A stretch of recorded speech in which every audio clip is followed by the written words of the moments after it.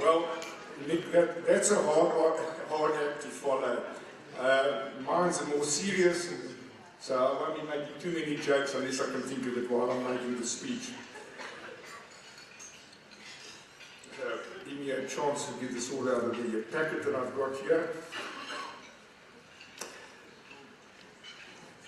Chief Rabbi Ephraim Mervis and Mrs. Mervis, Chief Rabbi Warren Goldstein and Mrs. Goldstein, Rosh Beth-Din, Rabbi Moshe Kurska, Rabbi Pinchas Feldman and Mrs. Feldman, Rabbi Yossi Goldman and Mrs. Goldman, Rabbi Oshi Feldman and Sarah Feldman, Kavoda Rabbonim, Rebbitzin Ann Harris, Chairman of Cape Jewish Board of Deputies, Eric Marks and Mrs. Marks.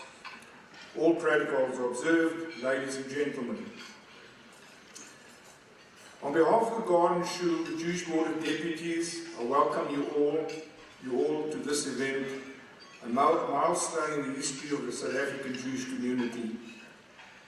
As this gathering is one of the largest that Cape Town has experienced in its Jewish history, we thank you all for your support tonight and over the past 6 months. In 1941, we commemorated 100 years of the establishment of the congregation and with it, the South African Jewish community. It was not a time for celebrations as the world was at war, Europe was in flames, the Jewish communities of Europe were being decimated, and the future looked threatening and bleak. Chief Rabbi Professor Israel Abrams conducted a Thanksgiving service, and in the midst of much uncertainty, he spoke with much foresight, in which he said that the time will come soon that the flags would be furled and the drums would beat no longer, and that we would reconstruct and rebuild a new world and communities. We were soon exposed to the horrors that Europe was, but Rabbi Abrams' words of optimism were to ring true. Europe was reconstructed and the State of Israel was founded. In that year, 1941, 100 years since the 17 males got together at Helmsley Place for the Yom Kippur service, for the next 25 years the congregation grew in numbers. But as the city offered suburban living and the immigration increased, with the uncertainty presenting itself in a fast expanding apartheid country, thereafter, for the following 20 years, the Cape Town Jewish population, and with it our congregation, virtually halved its numbers. Even when we celebrated 150 years in 1991, it was with a much reduced congregation. Having enjoyed remarkable long-serving cleric leadership until 1967, changes to the seat of the rabbi at the gardens were comparatively of short duration. But golden years were on the horizon. The new millenniums established the museum and Holocaust Center, and with it the campus and the community came back to the center where it all began way back in 1863 when the old shul was established. The congregation began growing again, and in 2007 we hit the jackpot when we employed the age of 24 Rabbi Oshi Feldman and his lovely wife Sarah.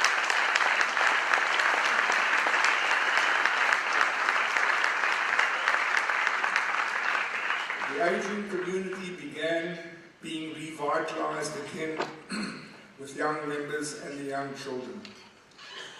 I've spoken on a number of occasions in praise of what this remarkable couple had brought, not only to our congregation, but to the community itself.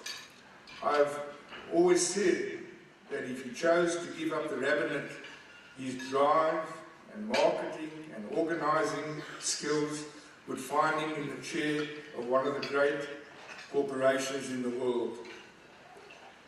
And in case you may think that a talented man for which he is would not join the long-serving Rabbonim that have occupied a seat in the great synagogue. We never know what the future holds. But I will reveal to you a conversation that he and I had not long after he commenced his duties with us. Having questioned his sustainability as the rabbi at the Garden Shul, he told me that the Rebbe sends his flock to the four corners of the world to grow congregations. And if you look around, you will find Chabad rabbis doing just that, building communities in the far-off corners of the world. So Rabbi Oshi, Michael Gavransky and I have the honor of employing you. Tonight, I've revealed to everyone your commitment, and we all hope you will outserve Rabbi Philip Bender and Rabbi Abrams, who together served the Garden Shul for 72 years.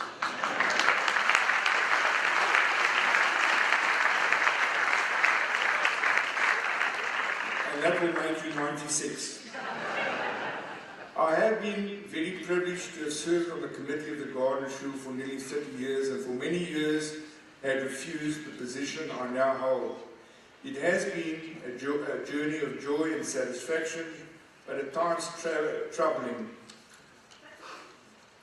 I have shared the committee room with wonderful individuals who in different ways were committed to their duties.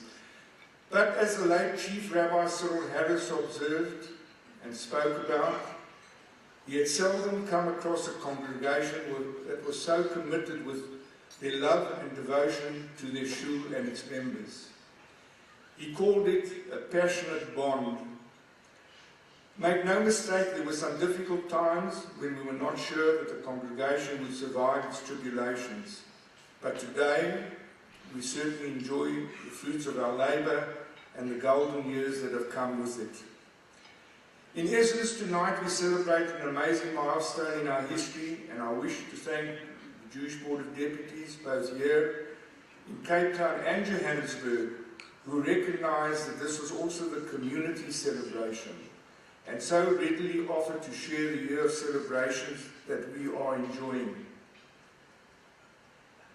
And finally, may Hashem grant this wonderful and unique Cape Town and South African community the ability to continue to grow for many years to come. I thank you.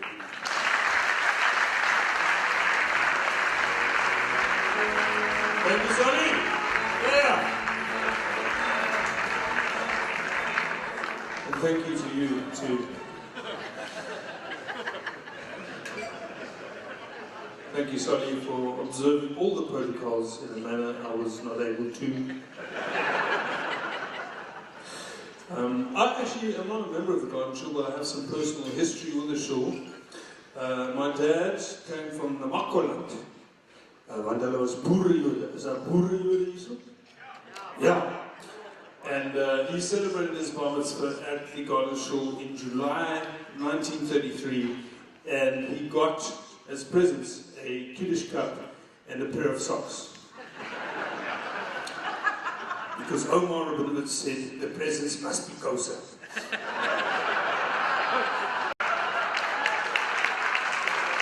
Doctor, someone please explain that to the chief.